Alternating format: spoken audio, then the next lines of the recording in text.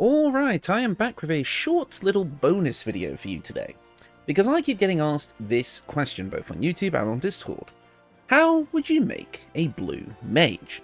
So, this usually comes from my builds where I make something based on Final Fantasy, as that is where the term comes from. But what is a blue mage? A blue mage is a type of, funnily enough, spellcaster, who has the unique trait of, rather than, pulling spells from like a spell list or learning spells as they level up, they learn the unique attacks that enemies have. So, for example, in a game like Final Fantasy, you would be learning things that kind of deviate from your normal, like Blizzard, Fire, Arrow, all of that sort of thing, in favor of, maybe Behemoth's Horn attack or something like that. There are a couple of examples of like blue mage characters in games, obviously the classic Final Fantasy blue mage being one, with the 14 rendition that I'm mostly going to be basing this video off of, kind of being the main inspiration here. But in a more recent game, Monoko from Expedition 33 is also considered a blue mage type character, just in a bit of a different way. But it's kind of helped me to inform exactly what we're going to be talking about today, and that is, how do you build a blue mage? You don't.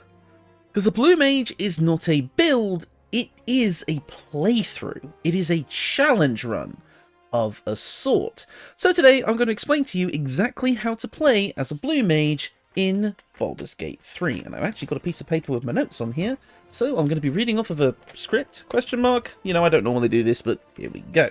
So, how exactly are you going to play a blue mage? Well, first things first, you will need to only use spells that you've seen enemies use. Again, you're going to be playing a spellcaster, so when you encounter an enemy in combat, if they use a spell that can be used by the player, then it counts as being added to your spell list so that you can use it in a playthrough. Now, of course, that begs the question, what is the best class to use for this character? Well, that's Wizard. Wizard has the most versatile spell list of any potential spellcaster, and as such, well, that means you're going to have the most likelihood of seeing a spell that you can cast. This is also benefited by the fact that if you want to, you can also benefit from spell scrolls. Because you see, the Blue Mage in 14 not only learns spells from their enemies, but also from relative books and scrolls that are obtained via the NPCs related to the Blue Mage questline. So if you wanted to add in the optional role that if you find a scroll and can scribe it into your spellbook, then you can use that as well. By all means, go for it. But I think the full hardcore run will be you can only use spells that you have seen. Now, obviously, you can add the spells to your wizard spell book through level up before you actually see them, you just can't use them until you've seen them. So this playthrough is going to require actual routing, thinking about which encounters you'll be able to pull spells from easily without dying, because the second rule is that, well, you must survive the encounter in order to gain the spell, either by winning the fight or fleeing. Now, normally the 14 Blue Mage has to see the move being used by the enemy, which we will already be doing, and then win the fight afterwards in order to gain that move. I've decided to throw in the stipulation that you can also flee the encounter as well, because as long as you survive, you're good to go. So those are kind of the main two rules of the run. You play as a spellcaster, namely a wizard, who has to only use spells that they see other people, enemies particularly, using first. I would say non-controlled allies also using spells might count, but I think that would be an optional rule that I personally wouldn't include, so really that's up to you. But yeah, that's the basics of how to play a blue mage. However, I've got a few more stipulations and extra rulings that you could go through, and then towards the end, I'll give you some tips on some early game encounters to get you started, because believe it or not, I did actually attempt this run before on a live stream, which may be some background footage that you're seeing now. I apologize for the quality, it was an old stream. But anyways, so I do want to also point out that the spells must be on your spell list. So this basically means that they must be in your spell book, because blue mages actually have a spell book that they write down all their spells in, and that's how they cast them. Very much similar to a D&D wizard. As such, your spells must be on your spell list, not from items. So again, things that you learn by level up and have seen an enemy use count. things that you gain from scrolls and scribe into your spellbooks count, but say Scorching Ray from the Gloves and Cinder and Sizzle, that won't count, so you cannot use item-based spells. I would also say that basic attacks with your weapon are allowed prior to gaining your spells, because both the Blue Mage and even Monoko from Expedition 33 have a way of attacking just using their basic weapon. Blue Mages do have an auto attack that lets them whack people with their staff for not a lot of damage, so I feel like if you wanted to stay true to the character, you'd probably put your strength at a pretty low score and then just hoped for the best if you really do need to make a basic attack. So I would say those allowed, but I would say if you're sticking to Blue Mage, you want to run either a Quarterstaff or a club.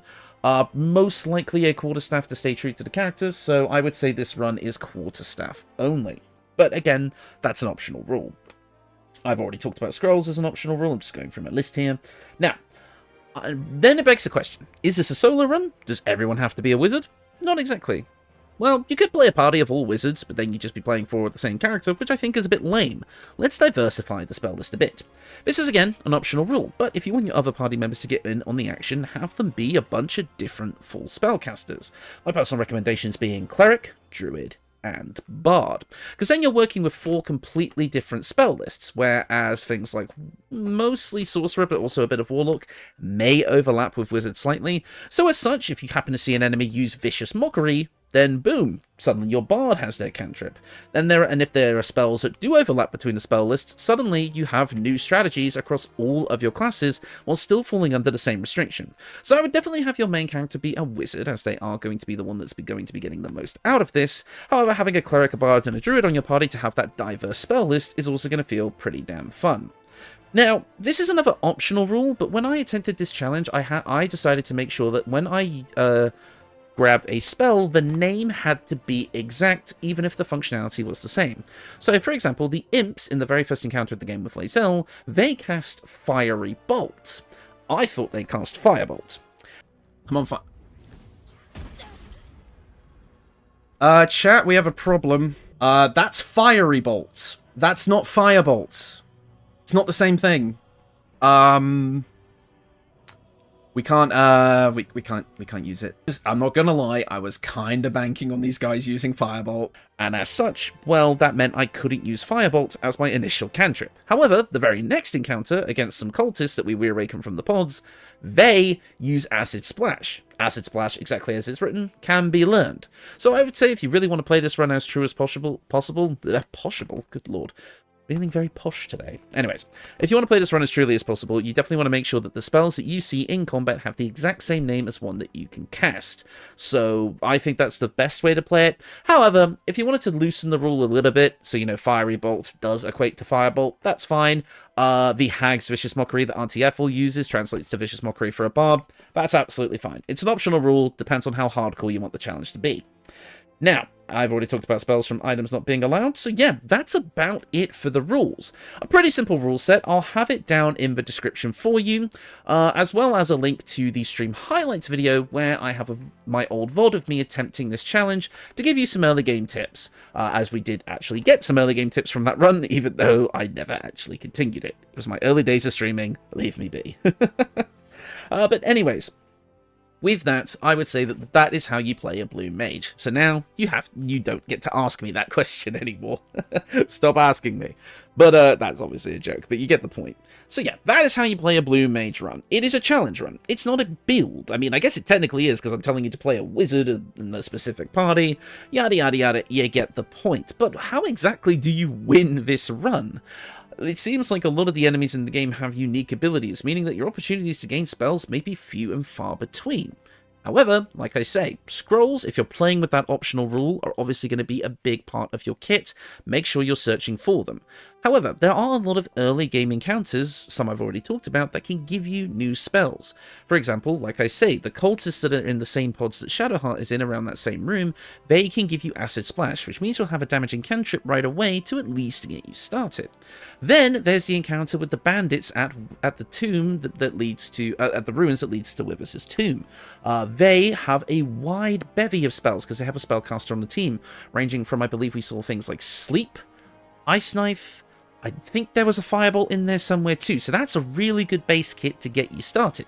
So as long as you know where to find where if you can kind of plan the route and find the characters that you need. Obviously, if you want to turn hostile against a druid, those druids are going to use a lot of druid spells. Those guys will also work. There are plenty of opportunities to be able to pick up some spells in the early game. Those are just some very, very few examples. Now, I played this run on Tactician back in the day, which was definitely tricky, but obviously doable. So, if you want to play a Blue Mage run, those are the rules. There's some early game tips. Bing, bang, bosh, you're done. I just wanted to throw out this little bonus video just to say, hey, this is how I would do it. Didn't really want it to be too long, as there's honestly not really much to say. It is just a layout of the rules. New full video coming this week, of course. It is actually going to be another build related to Final Fantasy, because I got an idea, and I wanted to see how well it works. So hopefully that'll still come out this week, unless I change my mind on the build midway through the week, which does happen a lot. But honestly, we'll see how we go. But yeah, that is the Blue Mage guide, I guess. Not really a guide, it's more of me setting out a challenge. So, you know, I challenge you to try this run.